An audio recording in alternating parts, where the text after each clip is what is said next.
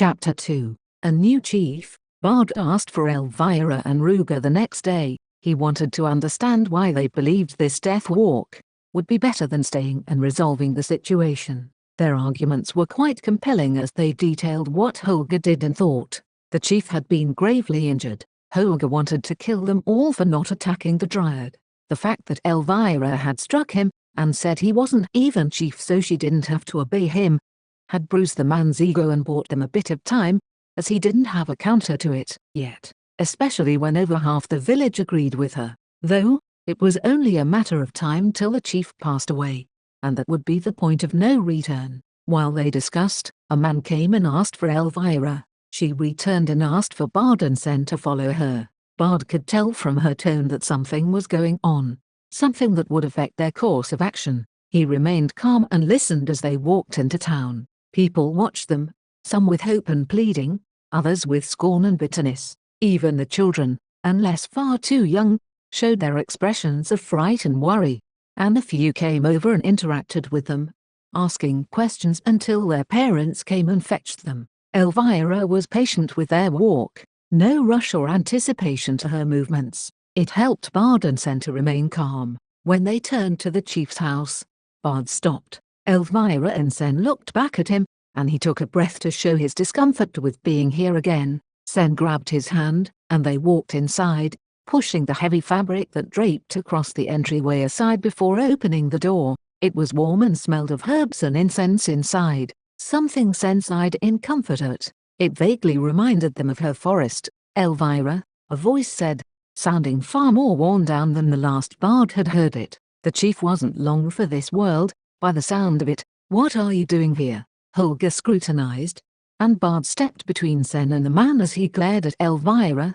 "I asked them to come, to say my farewells," the chief said, and Holger's expression went soft as he looked back at his father. "Oh, my apologies, father, please, my son, let me speak to them alone," the chief said calmly, but Holger's dispute was cut off with a firm movement from his father. He bowed his head and left, but as he passed, Bard noticed the hostility and glare pointed at him and Sen. Elvira nodded to the remaining people and they left. Once it was just the three of them and the chief.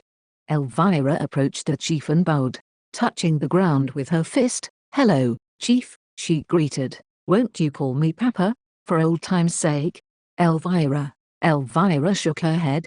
"I'm no longer a part of the family, and you know why," she answered. Bard lowered his head as he approached with Sen. "That is why I asked Bard and Sen to come." "You asked for us," Sen spoke, and the chief shifted farther under the covers. "Yes, though forgive me that I tire so easily. I will keep it brief." He coughed a few times and winced. Elvira looked on in worry, and Bard could see that this was very hard for her. "Elvira, for this time you are in here. I want you to be my daughter and receive the final gift I can give as your father," the chief said, and Elvira hesitated but shortly nodded. "Bard, under the bed is a small box. Please grab it." "But Papa," Elvira interjected as Bard reached under with Sen. Her voice stopped, meaning the chief asked her to be quiet. Bard found a small stone box with ornate carvings on it. He pulled it out and hefted it up. It was lighter than it would appear, but still a bit heavy. As he set it on the bed, the chief opened it. From inside, he procured a simple metal band and then blue and brown leather braces. He also procured an ornate feather headpiece with blue and brown feathers. The feather headpiece he placed in his lap, and then the braces he handed to Bard. Bard, with hands outstretched, received them and looked at the chief with a questioning gaze. "Do they fit?" the chief asked with a knowing look. He handed the metal band to Elvira, who looked surprised. Bard tucked his chin as he looked warily at the chief. "What does it mean if I put them on?" he asked, and the chief laughed before coughing. "You are smart, lad. It will take you far. Those braces signify the right of chieftainship at the passing of the previous chief." "But that would mean," Sen spoke up, looking at Bard and peering around to look in his eyes. He was shocked, scared and then a bit angry. "But I don't want this. You know that, Bard. You, not Holger or Elvira, have been listening and gathering information these past few days. I know you just recovered, but I feel Holger will kill me soon since I began to recover. I no longer have the strength I once had to oppose him, and when I pass, he will slay many of the people old and young, male and female, and the children who speak out. He is a weak leader when it comes to inspiring people. You, however, do not seek to lead, but people follow you. Your reasoning is sound, and your plans are well thought out. It is the duty of a chief to protect those in their care, he said firmly. Bard's eyes glazed over as he was transported in memory to being under father's boughs. Hearing what it meant to be an elder and what a representative would do, and as chief, I want you to take care of my people. Bard looked over at Sen, who was excited and had a triumphant look. His gaze flicked to Elvira, who smiled wanly, but nodded encouragingly. I can't, Bard said as he moved to return the braces. Elvira stopped him. Bard, you won't be alone. If you are refusing because you can't handle the responsibility alone, then stop. It's not that, Bard said, trying to set the braces on the bed. Bard, stop. We can make this work, Sen said, and he whirled around and frowned. She kept that spirited smile on her face, and Bard growled, what about the pledge? You know both our lives are at stake if we don't complete that, he reminded, and she nodded. Pledge? Elvira and the chief asked. Bard sighed, and Sen stepped in between him and the chief's bed. She winked and then turned to Elvira and the chief.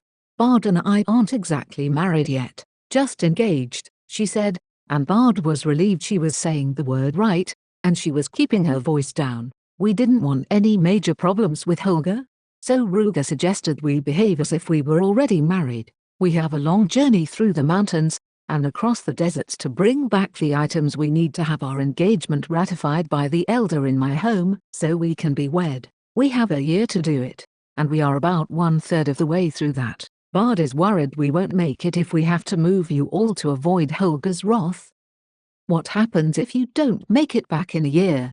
Elvira asked. My father will come and kill Bard. He doesn't exactly like that we are engaged, Sen said, biting her lip. Bard hung his head. All their cards were laid bare. He expected the chief and Elvira to rescind the idea of him becoming chief. He barely was making it work with their pledge. Elvira moved beside him and cuffed his shoulder. Bard yelped a bit and looked back at her in confusion.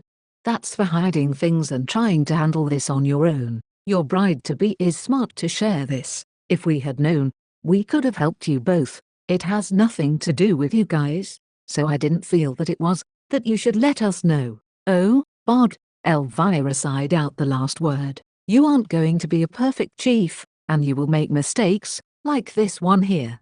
Mistake? Bard asked, incredulous. Yes, if those around you are choosing to rely on you, they need to be communicated to about your own situation. Besides, you can't solve all your problems on your own, especially when they start to involve others. But this doesn't. It involves Sen, and it involves us as well. Not if I'm not chief. Bard quit back. Bard, Sen spoke up. Bard paused and looked at her. Her expression reminded him to calm down. He realized that he had been rising, trying to be even or taller than Elvira, and his voice also rose. This would create more problems if Holger overheard what he had just said. At that thought, he chided himself. He was already thinking about the people in this village and what his actions would cause them. Had they been here long enough to consider themselves as part of the community? He struggled with the idea. You do this when you realize you're going to be accepting responsibility, but that is what creates life's adventures and life's rewards, Sen remarked. Bard was about to comment when she continued. I've been relying on you to get us through, and didn't realize you were stressed about it getting done. But do you really believe this is what an elder does? Abandon these people to their fate, especially after all they've done for us? But we wouldn't be in this predicament if we hadn't come, Bard pointed out, and they would be dead from the shades, the harbinger of death, Sen said. The one with the 6 eyes?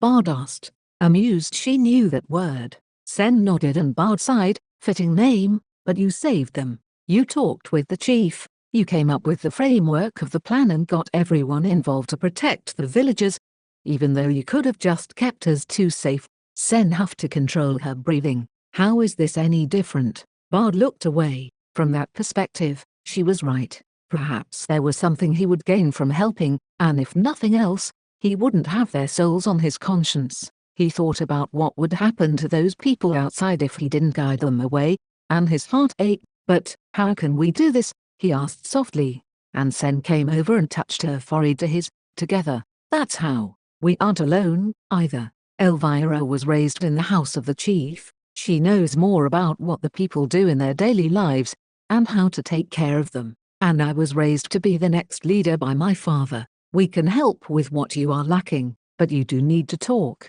Bard smiled as he rolled his eyes. She was right. Both of them were right. He wasn't alone, traveling the world to meet elders and search for the target of his quest. He was engaged to a very determined dryad, and had met some humans who would be willing to move past the war. Perhaps he and father's dream could be a reality.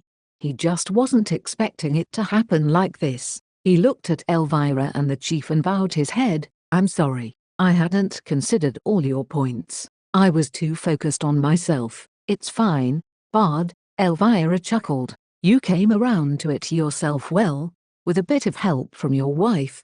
Her gentle laughter caused Bard and Sen to flush in embarrassment. If you both handle your disputes like that, then I see you both having a successful marriage, the chief said with a closed-eyed smile. When he opened his eyes, they were very serious. I'm dividing the tokens of a chief among you two, and I will present this one to Holger to placate him. He doesn't know there are 3 pieces, and if 2 go with you, you can be assured that those outside his circle will follow you both. I would recommend leaving during the night, but with the presence of shades, that is too risky. We could get them drunk on the grain oil, Elvira suggested. As for your pledge, you can't do it with this snow, so what is the route you can take for now? She asked. Bard paused, and then his eyes grew wide. Before he could answer, she motioned for them to stay quiet. She signaled to the door, and Bard and Sen realized she knew they were being listened to. Elvira went outside and Holger's voice was quite apparent. Bard helped stash the box with the headpiece and hid the braces under his cloak. Sen had the metal band in her cloak, and after being dismissed by the chief, they returned to Ruger's home.